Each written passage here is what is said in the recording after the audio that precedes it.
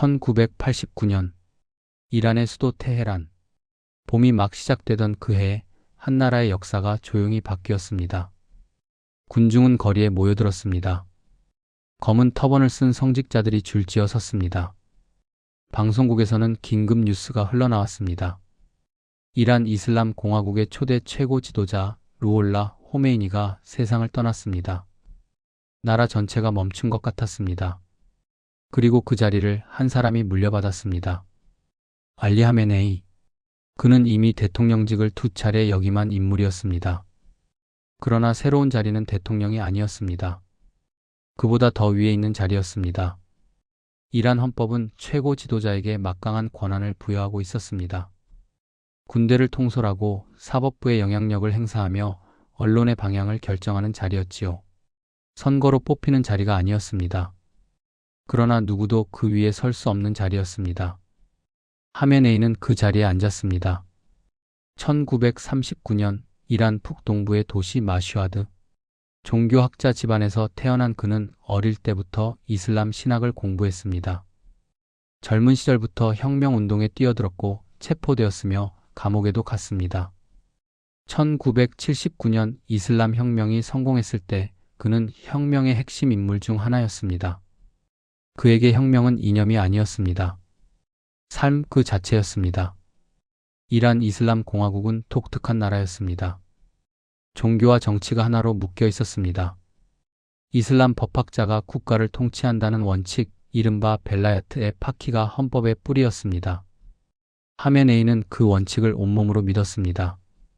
그의 눈에 서방 민주주의는 진정한 자유가 아니었습니다. 미국과 이스라엘은 혁명을 무너뜨리려는 세력이었습니다. 혁명을 지키는 것이 곧 국민을 지키는 것이라고 그는 확신했습니다. 그 확신은 단단했습니다. 흔들리지 않았습니다. 하메네이의 목소리는 낮고 단호했습니다. 우리의 혁명은 끝난 것이 아닙니다. 이제부터 지켜야 합니다. 군중이 환호했습니다. 일부는 눈물을 흘렸습니다. 혁명의 아버지 호메이니는 떠났지만 혁명 그 자체는 살아있다는 신호였습니다. 외부의 적이 우리를 흔들려 할 것입니다. 그러나 우리는 굽히지 않을 것입니다. 그날 이후 그의 노선은 명확했습니다. 미국은 대항마, 이스라엘은 점령 정권, 이란의 외교는 대화보다 저항의 언어로 채워졌습니다. 핵 프로그램이 본격화되었습니다. 중동의 친일한 무장 세력들이 지원을 받았습니다. 국제사회와의 긴장은 해가 갈수록 쌓여갔습니다. 하메네이는 그것을 후퇴가 아닌 자주라고 불렀습니다. 적들의 압박에 굴복하지 않는 것이 지도자의 의무라고 믿었습니다. 그가 앉은 자리의 무게를 한번 생각해 보십시오. 대통령은 4년마다 바뀝니다. 내각도 바뀝니다. 정책도 달라집니다. 그러나 최고 지도자는 바뀌지 않았습니다. 30년이 넘는 세월 동안 이란의 모든 대통령 뒤에는 언제나 그가 있었습니다. 온건파 대통령이 들어서도 강경파 대통령이 들어서도 마지막 결정은 하메네이의 손에서 이루어졌습니다. 종교적 권위와 정치적 권력이 한 사람에게 결합된 구조. 세계에서 유사한 사례를 찾기 어려운 체제였습니다. 그는 스스로를 혁명의 수호자라고 믿었습니다. 이란을 지키기 위해 모든 것을 걸었습니다. 그런데 그 확신이 강해질수록 바깥에서 들려오는 목소리도 커졌습니다. 거리에서 시위대가 일어났습니다. 국제사회는 제재를 가했습니다. 젊은 세대는 다른 미래를 원했습니다. 안정을 지키려는 철학과 변화를 원하는 현실이 부딪히기 시작했습니다. 그 충돌이 세상에 드러납니다. 혁명은 지켜졌습니다. 체제는 굳건했습니다. 그러나 세월이 흐르면서 안팎에서 균열이 생기기 시작했습니다. 2009년 여름, 테헤란 거리가 흔들렸습니다. 대통령 선거 결과에 불복한 시민들이 쏟아져 나왔습니다. 초록색 옷을 입은 젊은이들이 손을 흔들었습니다. 내 표는 어디 있냐는 외침이 거리를 가득 채웠습니다. 녹색 운동이라 불린 그 물결은 이란 역사상 최대 규모의 시위 중 하나였습니다. 하메네이는 머뭇거리지 않았습니다. 시위는 불법이었습니다. 외부 세력이 개입한 음모였습니다. 혁명에 대한 도전이었습니다. 진압이 시작되었습니다. 경찰과 혁명 수비대가 거리로 나왔습니다. 체포자가 속출했습니다. 그 중에는 기자도 있었고 대학생도 있었으며 개혁파 정치인도 있었습니다. 인권단체들은 고문과 구금 실태를 국제사회에 알렸습니다. 유럽 각국 정부는 우려 성명을 발표했습니다. 그러나 하메네이는 물러서지 않았습니다. 그는 단상에 올라섰습니다. 목소리는 여느 때보다 낮고 무거웠습니다. 이 시위를 계속한다면 그 책임은 시위대에게 있습니다. 잠시 침묵이 흘렀습니다. 우리는 혁명을 지킬 것입니다. 어떤 대가를 치르더라도.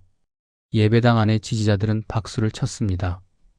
그러나 거리 밖의 시민들은 그 말을 다르게 들었습니다.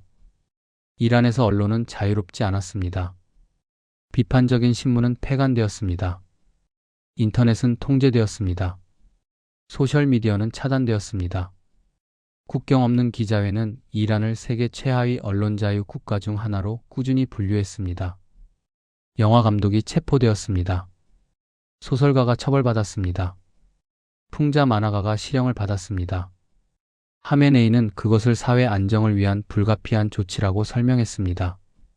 국제사회는 그것을 억압이라고 불렀습니다. 두 개의 시선이 좁혀지지 않았습니다. 2022년 가을, 또 한 번 이란이 세계의 주목을 받았습니다. 22세의 마흐사 아미니가 히잡 착용 규정을 위반했다는 이유로 도덕경찰에 연행된 뒤 사망했습니다. 거리가 다시 일어났습니다. 이번에는 여성들이 앞에 섰습니다. 머리카락을 자르고 히잡을 불태웠습니다. 여자, 생명, 자유. 그 세 단어가 전 세계로 퍼져나갔습니다. 국제사회의 비판은 이전보다 훨씬 거셌습니다. 유엔은 특별조사단을 구성했습니다. 수십 개 국가가 이란 관리들에 대한 제재를 발표했습니다. 진압은 계속되었습니다. 수백 명이 목숨을 잃었습니다. 국내 문제만이 아니었습니다. 이란의 핵 프로그램은 수십 년간 국제사회의 경계 대상이었습니다. 미국과 유럽은 이란이 핵무기를 개발하려 한다고 주장했습니다. 이란은 민간 에너지용이라고 맞섰습니다. 협상과 결렬이 반복되었습니다. 제재가 쌓여갔습니다. 이란 경제는 압박받았습니다. 물가가 올랐습니다. 서민의 생활은 어려워졌습니다. 그러나 하메네이는 타협을 굴복으로 보았습니다. 핵 주권은 협상의 대상이 아닙니다. 그 입장은 오랜 세월 흔들리지 않았습니다. 국제사회가 하메네이를 평가하는 시선은 대체로 비판적이었습니다. 권력이 한 사람에게 너무 오래, 너무 깊이 집중되었다는 점, 반대 의견이 체계적으로 억눌렸다는 점, 여성과 소수 집단의 권리가 제한되었다는 점, 이것이 서방 민주주의 기준에서 본 평가였습니다. 하메네이 지지자들은 다르게 봤습니다. 외세의 압박에 굴하지 않고 이란의 독립을 지켰다. 이라크와의 전쟁을 버텨냈다. 수십 년의 제재를 견뎌냈다. 그것이 강한 지도자의 증거라는 주장이었습니다. 두 평가 모두 사라지지 않았습니다. 안정이라는 이름 아래 자유는 줄어들었다는 비판이 나왔습니다. 혁명을 지켰지만 그 과정에서 무언가를 잃었다는 목소리도 있었습니다. 같은 시기 지구 반대편에서는 전혀 다른 방식으로 권력과 마주한 사람이 있었습니다. 27년을 감옥에서 보낸 사람. 그 오랜 시간 동안 그는 복수가 아닌 다른 것을 준비하고 있었습니다. 남아프리카 공화국, 케이프타운 앞바다, 로벤섬. 차가운 대서양 바람이 부는 그 섬에 작은 감방이 하나 있었습니다. 가로 2m, 세로 2.5m, 창문 하나, 침대 하나, 양동이 하나. 넬슨 만델라는 그 공간에서 18년을 보냈습니다. 1964년 그는 국가 전복 혐의로 종신형을 선고받았습니다. 당시 나이 45. 아파르트헤이트 인종 분리 정책이 남아프리카 공화국을 지배하던 시절이었습니다. 흑인은 백인과 같은 버스를 탈 수 없었습니다. 같은 학교에 갈 수 없었습니다. 같은 해변에서 수영할 수 없었습니다. 만델라는 그 체제에 맞섰습니다. 처음에는 비폭력 저항이었습니다. 그러나 시위대가 학살당하는 것을 보고 그는 무장투쟁 조직을 결성했습니다. 그것이 그를 감옥으로 이끌었습니다. 감옥은 가혹했습니다. 채석장에서 강제 노동을 했습니다. 햇빛에 반사된 석회석 가루가 눈을 상하게 했습니다. 겨울에도 얇은 담요 하나였습니다. 편지는 검열되었고 면회는 제한되었습니다. 그러나 만델라는 무너지지 않았습니다. 독학으로 법학 공부를 이어갔습니다. 동료 수감자들을 가르쳤습니다. 간수들과 대화를 나눴습니다. 그 대화가 이후 역사를 바꾸는 씨앗이 될 줄 아무도 몰랐습니다. 밤이 깊었습니다. 차가운 바닥에 앉아 그는 눈을 감았습니다. 분노가 없었던 것은 아니었습니다. 나는 왜 여기 있는가? 아이들은 잘하고 있을 것이다. 아내는 혼자 싸우고 있을 것이다. 그러나 그는 천천히 숨을 고르며 생각했습니다. 복수는 나를 자유롭게 하지 않는다. 이 감방에서 나가더라도 증오를 품고 나간다면 나는 여전히 갇혀 있는 것이다. 27년의 수감 생활. 그 긴 시간이 그를 바꿨습니다.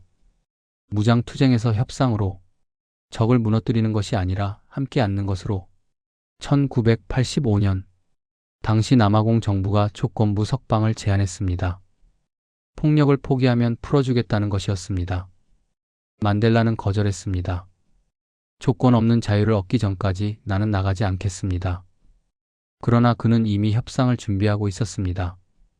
1980년대 후반 그는 감옥 안에서 조용히 백인 정부 관리들과 대화를 시작했습니다. 몰래, 비공식적으로. 동료들도 몰랐습니다. 조직도 몰랐습니다. 그는 혼자 그 길을 먼저 걷기 시작했습니다. 적을 알아야 공존할 수 있다고 믿었습니다. 증오가 아닌 이해가 출발점이 되어야 한다고 생각했습니다. 1990년 2월 11일 빅터 베르스터 교도소 정문이 열렸습니다. 흰 셔츠를 입은 71세의 노인이 걸어 나왔습니다. 오른손을 높이 들어 올렸습니다. 전 세계가 그 장면을 지켜봤습니다. 감방 밖으로 나온 그에게 기자가 물었습니다. 27년입니다. 분노가 느껴지지 않으십니까? 만델라는 잠시 생각하는 듯 했습니다. 분노는 있었습니다. 그러나 그것을 품고 나왔다면 저는 아직도 갇혀 있는 것입니다. 대통령이 된 후 만델라는 선택했습니다. 보복 대신 화해를. 진실과 화해위원회가 만들어졌습니다. 과거의 가해자가 진실을 고백하면 처벌보다 용서의 길을 열었습니다. 세상은 놀랐습니다. 피해자들 중 일부는 분노했습니다. 왜 그들을 처벌하지 않느냐고 물었습니다. 만델라는 말했습니다. 우리가 원하는 것은 과거를 끝내는 것이 아닙니다. 과거 위에 다른 미래를 세우는 것입니다. 1999년 대통령 임기가 끝났습니다. 그는 연임을 하지 않았습니다. 권좌를 내려놓았습니다. 아프리카의 많은 지도자들이 권력을 놓지 않던 시절 그 선택은 조용한 울림을 남겼습니다. 권력을 가졌지만 그것에 매달리지 않았던 사람. 복수할 수 있었지만 선택하지 않았던 사람. 분노는 있었습니다. 하지만 그는 분노보다 더 오래가는 것을 선택했습니다. 이제 우리는 두 사람을 함께 놓고 생각해 볼 준비가 되었습니다. 같은 시대를 살았습니다. 둘 다 강한 신념을 가졌습니다. 둘 다 자신의 나라를 지키려 했습니다. 그러나 권력을 쓰는 방식은 완전히 달랐습니다. 하메네이 1989년 최고 지도자 취임. 만델라 1994년 대통령 취임. 비슷한 시대를 살았습니다. 둘 다 강한 신념의 사람이었습니다. 둘 다 자신이 옳다고 믿는 길을 걸었습니다. 그러나 그 이후의 이야기는 완전히 달랐습니다. 하메네이는 종교 최고 지도자였습니다. 선거로 뽑히지 않았습니다. 임기도 없었습니다. 만델라는 선출된 대통령이었습니다. 국민이 투표했습니다. 임기는 5년이었습니다. 형태부터 달랐습니다.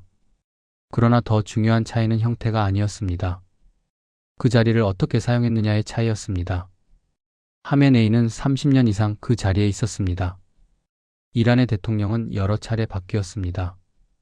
온건파도 있었고 강경파도 있었습니다. 그러나 최고 지도자는 바뀌지 않았습니다. 그의 지지자들은 그것을 안정의 증거라고 불렀습니다. 비판자들은 그것을 권력 독점이라고 불렀습니다. 만델라는 5년 임기를 마치고 물러났습니다. 주변에서 연임을 권유했습니다. 국민적 지지도 있었습니다. 그는 고개를 저었습니다. 지도자가 스스로 떠날 줄 알아야 다음 세대가 설 수 있습니다. 하메네이는 반대 세력에 강경하게 대응했습니다. 시위를 진압했습니다. 언론을 통제했습니다. 반대 목소리를 국가 안보의 위협으로 규정했습니다. 그는 그것이 혁명을 지키는 방법이라고 믿었습니다. 만델라는 달랐습니다. 아파르트헤이트 시절의 가해자들을 법정에 세우는 대신 진실을 말하면 용서받는 길을 만들었습니다. 과거의 적이었던 백인 정치인, 군인, 경찰이 그 앞에 앉아 고백했습니다. 만델라는 들었습니다. 한 노인이 단상 앞에 섰습니다. 손이 떨렸습니다. 눈빛이 흔들렸습니다. 나는 명령을 받았습니다. 그러나 그것이 옳지 않다는 것을 알았습니다. 방청석에 앉은 피해자 가족이 고개를 숙였습니다. 위원장이 말했습니다. 진실을 말씀해 주신 것에 감사합니다. 이것이 우리가 함께 앞으로 나아가는 방법입니다. 두 사람에 대한 국제사회의 평가는 극명하게 갈렸습니다. 하메네이는 수십 년간 제재를 받았습니다. 인권 침해의 책임자로 지목되었습니다. 서방의 외교 문서에서 그는 거의 항상 비판의 대상이었습니다. 만델라는 1993년 노벨 평화상을 받았습니다. 노벨위원회는 이렇게 밝혔습니다. 그는 갈등이 아닌 화해를, 분열이 아닌 통합을 선택했습니다. 그러나 여기서 한 가지 질문을 해야 합니다. 하메네이가 신념이 없었던 것은 아닙니다. 그는 진심으로 이란을 걱정했습니다. 서방의 개입이 자국을 무너뜨릴 것이라는 두려움은 역사적 근거가 없지 않았습니다. 이란은 1953년에 서방이 지원한 쿠데타로 민선 정부를 잃은 적이 있었습니다. 그 상처는 깊었습니다. 만델라 역시 분노가 없었던 것이 아닙니다. 27년을 감옥에서 보낸 사람의 분노가 어떤 것인지 우리는 상상조차 어렵습니다. 둘 다 신념이 강했습니다. 그러나 권력을 쓰는 방식은 달랐습니다. 한 가지 더 생각해 보겠습니다. 만델라가 화해의 길을 걸을 수 있었던 것은 개인의 덕성만이 아니었습니다. 그를 견제하고 지지하는 제도가 있었습니다. 헌법이 있었습니다. 임기 제한이 있었습니다. 독립적인 사법부가 있었습니다. 권력을 분산시키는 구조가 화해를 가능하게 했습니다. 하메네이 체제에서는 그 구조가 달랐습니다. 최고 지도자의 권한을 견제하는 장치가 약했습니다. 어떤 지도자가 앉느냐만큼 그 지도자를 둘러싼 제도가 중요하다는 것. 이 비교가 우리에게 말해주는 것이기도 합니다. 둘 다 자신의 나라를 지키려 했습니다. 둘 다 강한 사람이었습니다. 그러나 한 사람의 이름은 제재 문서에 남았고 다른 사람의 이름은 노벨상 수상 기록에 남았습니다. 권력은 결국 어떻게 쓰였는가로 평가받습니다. 2026년 2월 28일 토요일 아침 테헤란 하늘에서 폭탄이 쏟아졌습니다. 미국과 이스라엘의 합동 공습이었습니다. 이란 고위 당국자들이 집결해 있던 장소 3곳이 동시에 타격을 받았습니다. 그중 한 곳에 하메네이가 있었습니다. 이스라엘군은 하메네이의 거처가 있는 테헤란 북부 지역에 폭탄 30발을 투하했습니다.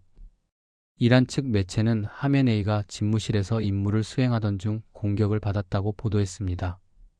일부에서 제기했던 은신설은 사실이 아니었습니다. 혁명의 수호자를 자처했던 사람은 자신의 자리를 지키다 최후를 맞이했습니다.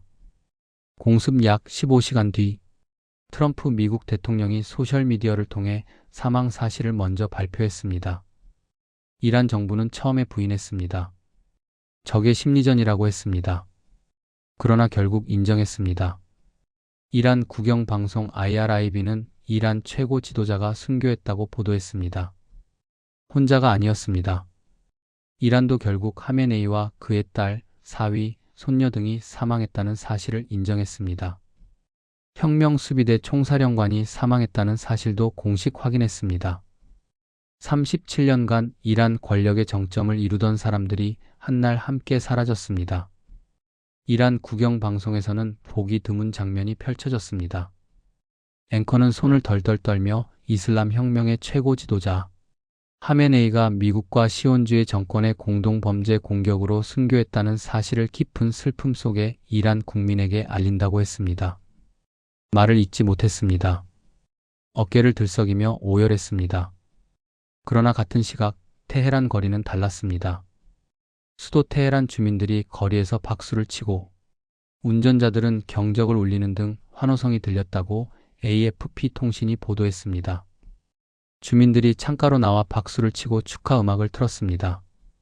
환호하는 휘파람 소리와 불꽃놀이 장면도 포착됐습니다. 수십 년간 눌려있던 감정이 그 순간 터져 나왔습니다. 한 여성이 카메라를 향해 말했습니다. 우리는 이날을 손꼽아 기다렸습니다. 또 다른 목소리가 들렸습니다. 기쁘지만 두렵기도 합니다. 다음에 무슨 일이 일어날지 아무도 모릅니다. 환호와 공포가 뒤섞인 거리였습니다. 테헤란에는 시민들의 환호와 공포가 뒤섞인 모습이 교차하고 있다는 외신 보도가 나왔습니다. 1989년 이후 출생한 이란 젊은 세대는 하메네이 체제 밖의 시대를 경험한 적이 없었습니다. 그의 장기 집권 아래 수백만 명이 해외로 떠났고 수천 명이 투옥됐으며 반정부 시위는 강경 진압됐습니다. 그 분노가 쌓여 있었습니다. 2013년 12월 넬슨 만델라가 95세로 생을 마쳤습니다. 전 세계 90개국 이상의 정상들이 추모식에 참석했습니다. 남아공 거리에서 사람들이 노래를 불렀습니다. 눈물이 흘렀지만 그것은 다른 종류의 눈물이었습니다. 요하네스버그의 한 노인이 말했습니다. 그분은 우리에게 증오 없이 살 수 있다는 것을 보여주었습니다. 한 사람의 마지막은 세계가 함께 슬퍼했습니다. 역사는 의도보다 결과를 기억합니다. 하메네이도 이란을 지키려 했습니다. 만델라도 남아공을 지키려 했습니다. 그러나 그 과정에서 무엇이 만들어졌는가, 누가 더 자유로워졌는가, 어떤 말이 남겨졌는가, 그것이 후대의 판단 기준이 됩니다. 권력은 사라지지만 선택은 남습니다. 이 이야기를 마무리하면서 몇 가지 질문을 드리고 싶습니다. 국가를 지킨다는 것은 무엇인가요? 외부의 위협을 막는 것인가요? 아니면 내부의 사람들이 숨 쉴 수 있는 공간을 만드는 것인가요? 갈등을 키우는 강함과 갈등을 줄이는 강함은 다른가요? 하메네이는 굽히지 않는 것을 강함이라고 했습니다. 만델라는 용서하는 것을 강함이라고 했습니다. 어느 쪽이 더 어려운 일이었을까요? 우리는 어떤 리더십을 더 오래 기억하는가요? 두려움으로 복종하게 만든 사람인가요? 아니면 자발적으로 따르게 만든 사람인가요? 이 질문들은 이란이나 남아공만의 이야기가 아닙니다. 어느 나라에서나 어느 시대에나 권력을 가진 사람은 선택의 순간을 맞습니다. 지키는 방법은 하나가 아닙니다. 강함도 하나가 아닙니다. 그리고 그 선택이 쌓여 역사가 됩니다. 오늘 두 사람의 이야기를 함께 들여다봤습니다. 어느 쪽이 옳고 그르다는 단정보다 각자의 선택이 무엇을 남겼는지를 생각해 보시면 좋겠습니다.